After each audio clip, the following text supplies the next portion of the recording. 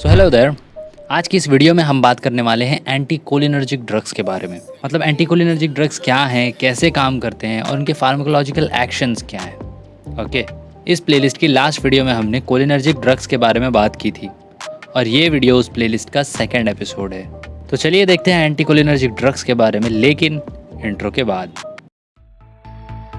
Welcome to केमिप्रो, एक ऐसी जगह जहां हम फार्माकोलॉजी को बहुत ही वियर्ड वे में एक्सप्लोर करते हैं ताकि ना सिर्फ कॉन्सेप्ट को समझने में बल्कि उसको याद रखने में भी आसानी हो। So if you are new here, consider subscribing. तो क्या है एंटी कोलिनर्जिक ड्रग्स? देखो, एंटी कोलिनर्जिक ड्रग्स वो ड्रग्स होते हैं जो कोलिनर्जिक्स के अगेंस्ट काम करते हैं, और कोलिनर्जिक्स ऐसे ड्रग्स होते हैं जो पैरासिम्पैथेटिक नर्वस सिस्टम के फेवर में काम करते हैं। राइट, पैरासिम्पैथेटिक नर्वस सिस्टम को प्रमोट करते हैं। तो in short anti cholinergic drugs वो ड्रग्स हो गए जो पैरासिम्पैथेटिक नर्वस सिस्टम को इनहिबिट करेंगे। अंडरस्टैंड? इसको थोड़ा सा और सिंप्लीफाई करें अगर, तो एंटी कोलिनर्जिक ड्रग्स वो ड्रग्स होते हैं जो हमारे रेस्ट एंड डाइजेस्ट वाली सिचुएशन को इनहिबिट करें। ओके, नाउ अब अगर इनके मैकेनिज्म की बात करें तो बहुत सिंपल है। ये सिंपली जाकर पैरासिम्पैथेटिक नर्वस सिस्टम के जो रिसेप्टर्स हैं उनको ब्लॉक करते हैं। सिंपल, उनको ब्लॉक करते हैं तो एसिटिलकोलिन बाइंड नहीं कर पाता और इसकी वजह से पैरासिम्पैथेटिक नर्वस सिस्टम का रिस्पांस नहीं मिल पाता। Okay, now parasympathetic nervous system के अंदर दो टाइप के रिसेप्टर्स हैं, muscarinic receptor and nicotinic receptor. Now जो ड्रग मस्कैरेनिक रिसेप्टर्स को ब्लॉक करेंगे उन्हें कहते हैं मस्कैरेनिक ब्लॉकर्स। ओके, अब यहाँ पर मैं आपको एक और चीज़ बता दूँ कि मस्कैरेनिक ब्लॉकर्स को ही एंटी कोलिनर्जिक ड्रग्स कहते हैं। अब आप कहोगे तो फिर निकोटिनिक ब्लॉकर्स को एंटी कोलिनर्जिक्स नहीं कहते हैं? देखो क्या होता है कि ज़्यादातर एंटी कोलिनर्जिक्स अगर कोई कहे तो उसका मतलब ये होता है कि anti muscarinic drugs only. Okay, अब निकोटिनिक ब्लॉकर्स की अगर बात करें तो उसमें दो टाइप के ड्रग्स हैं, क्योंकि उसमें दो टाइप के रिसेप्टर्स होते हैं। राइट, गैंग्लियोनिक ब्लॉकर्स और न्यूरोमस्कुलर ब्लॉकर्स। गैंग्लियोनिक ब्लॉकर्स जो हैं वो एन रिसेप्टर को ब्लॉक करते हैं और न्यूरोमस्कुलर ब्लॉकर्स जो हैं वो NM रिसेप्टर को ब्लॉक करते हैं। लेकिन इन दोनों के बारे में हम नेक्स्ट वीडियो में देखेंगे। अभी के लिए देखते हैं एंटी कोलिनर्जिक ड्रग्स और एंटी मस्कैरेनिक ड्रग्स। ओके, तो एंटी मस्कैरेनिक की बात करें तो दो प्रोटोटाइप ड्रग्स हैं सबसे important anti muscarinic drugs, atropine and hyoscine. Hyoscine को स्कोपोलामाइन भी कहते हैं। नाउ अब देखते हैं इनके फार्माकोलॉजिकल एक्शंस, यानी कि एट्रोपिन के फार्माकोलॉजिकल एक्शंस, क्योंकि वो एक प्रोटोटाइप है। ओके, और इनके फार्माकोलॉजिकल एक्शंस को हम एक एग्जाम्पल के थ्रू देखेंगे। तो इमेजिन करो कि आप एक हॉस्पिटल में हो, एक पेशेंट आपके सामने है। इस पेशेंट का अभी ऑपरेशन होने वाला है, तो इसे एनेस्थेटिक्स देना है। लेकिन एनेस्थेटिक्स देने से पहले आप इसे एट्रोपिन देंगे। अब एट्रोपिन क्यों देंगे ये आपको आगे वीडियो में समझ में आएगा। अभी के लिए ऐसा इमेजिन करो कि आपने उसे एट्रोपिन दिया है और अब आप उसके इफ़ेक्ट्स को ऑब्जर्व कर रहे हो। तो एट्रोपिन का क्या इफ़ेक्ट होगा उस पेशेंट पर वो देखते हैं। शुरुआत करते हैं सर से, यानी सेंट्रल नर्वस सिस्टम से। तो एट्रोपिन जो है वो CNS को स्टिमुलेट करता है, यानी कि एट्रोपिन एक CNS स्टिमुलेंट जैसा वर्क करता है। मतलब पेशेंट ज़्यादा अवेक फील करेगा, ज़्यादा एक्टिव फील करेगा। ओके, उसके बाद कार्डियोवैस्कुलर सिस्टम की बात करें तो उस पेशेंट का हार्ट रेट इंक्रीज़ होगा, यानी टैकीकार्डिया होगा, और उसका ब्लड प्रेशर भी इंक्रीज़ होगा। लेकिन यहाँ पर एक कैच है, वो ये है कि एट्रोपिन का डोज अगर नॉर्मल है तभी ब्लड प्रेशर इंक्रीज़ होगा, और अगर आपने एट्रोपिन का डोज इंक्रीज़ कर दिया, मतलब अगर एट्रोपिन का हायर डोज दे दिया, तो ब्लड प्रेशर डिक्रीज़ हो जाएगा। अंडरस्टैंड? मतलब नॉर्मल डोज पर एट्रोपिन ब्लड प्रेशर को इंक्रीज़ करता है, लेकिन हायर डोज पर ब्लड प्रेशर को डिक्रीज़ करता है। ओके, अब आइज़ की बात करें तो पेशेंट की आंखों में माइड्रियासिस होगा, मतलब प्यूपिल्स डायलेट होंगे, ज़्यादा से ज़्यादा लाइट उसकी आंखों में एंटर करेगी, और उस पेशेंट को फोटोफोबिया होगा, मतलब कि वो लाइट से डरेगा, वो आपसे लाइट्स बंद करने को कहेगा। ओके, इसके अलावा स्मूथ मसल्स की बात करें तो सारे स्मूथ मसल्स रिलैक्स हो जाएंगे, मतलब डाइजेशन वगैरह सब कुछ स्लो हो जाएगा, और इस वजह से पेशेंट के अंदर कॉन्स्टिपेशन हो सकता है।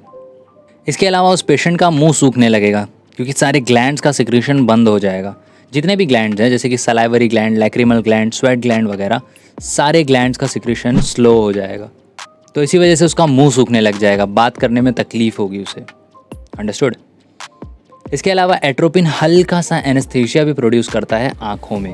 ओके, तो ये बात हो गई कुछ फार्माकोलॉजिकल एक्शंस की एट्रोपिन के, लेकिन एट नॉर्मल डोज। मतलब अगर डोज इंक्रीज किया गया हायर डोज पर कुछ और कॉन्सिक्वेंसेस हो सकते हैं, जैसे कि आपको पता है कि ब्लड प्रेशर डिक्रीज हो जाएगा। नॉर्मल रेंज पर ब्लड प्रेशर इंक्रीज होगा, लेकिन हायर डोज पर ब्लड प्रेशर डिक्रीज हो जाएगा। उसके अलावा बॉडी का टेम्परेचर भी इंक्रीज हो जाएगा। अब ये 2 रीज़न की वजह से होगा। सबसे पहला तो ये है कि एट्रोपिन जो है वो हमारे हाइपोथैलेमस के अंदर जो टेम्परेचर रेगुलेटरी सेंटर्स हैं उनके साथ इंटरफेयर करेगा और बॉडी का टेम्परेचर इंक्रीज करवाएगा। उसके अलावा क्योंकि सारे ग्लैंड्स का सिक्रीशन बंद है तो स्वेट भी नहीं होगा टेम्परेचर को मेंटेन करने के लिए, तो इसी वजह से बॉडी का टेम्परेचर इंक्रीज होगा। तो कुछ इस तरीके के फार्माकोलॉजिकल एक्शंस आपको पेशेंट के अंदर दिखेंगे। तो अब बात करते हैं यूजेस के बारे में कि अगर इतने सारे फार्माकोलॉजिकल एक्शंस हैं एट्रोपिन के या फिर एंटी मस्कैरिनिक एजेंट्स के, तो इन्हें कहाँ कहाँ यूज़ किया जा सकता है। तो यूजेस की बात करें तो सबसे पहला तो ये है कि एट्रोपिन को as a pre anaesthetic use किया जाता है। प्री एनेस्थेटिक मतलब एनेस्थेशिया से पहले एट्रोपिन दिया जाता है। अब ये क्यों दिया जाता है इसका जवाब आपको पहले से पता है। देखो, अगर ऑपरेशन करना है और ऑपरेशन के टाइम पर ही सारे ग्लैंड्स का सिक्रीशन कंटिन्यू रहेगा तो प्रॉब्लम क्रिएट हो सकती है, राइट। तो इसीलिए एट्रोपिन दिया जाता है ताकि सारे ग्लैंड्स का सिक्रीशन स्टॉप हो जाए ऑपरेशन के टाइम पर। ओके, इसके अलावा पेप्टिक अल्सर में यूज़ किया जा सकता है एज एंटी सिक्रेटरी, यानी कि सारे गैस्ट्रिक सिक्रीशन स्टॉप हो जाएंगे। उसके अलावा ब्रोंकियल अस्थमा में या फिर सीओपीडी में ब्रोंकोडायलेटर जैसा काम कर सकता है।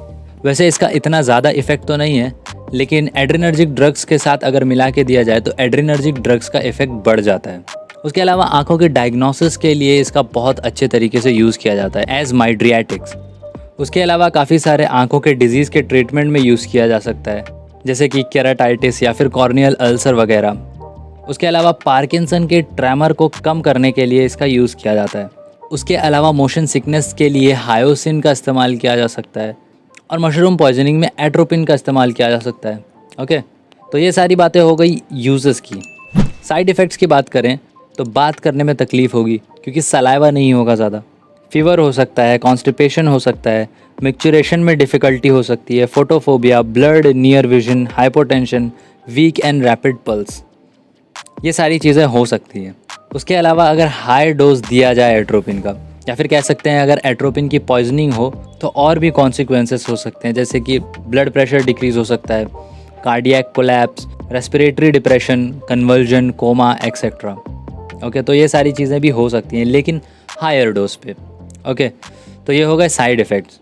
अब देखते हैं क्लासिफिकेशन एंटीकोलिनर्जिक ड्रग्स की, जो कि कुछ ज़्यादा इंपॉर्टेंट तो नहीं है बट ईजी है, तो देख लेते हैं। ओके, एंटीकोलिनर्जिक ड्रग्स जो है वो 3 टाइप्स में ब्रॉडली क्लासिफाइड हैं: natural, semi synthetic and synthetic.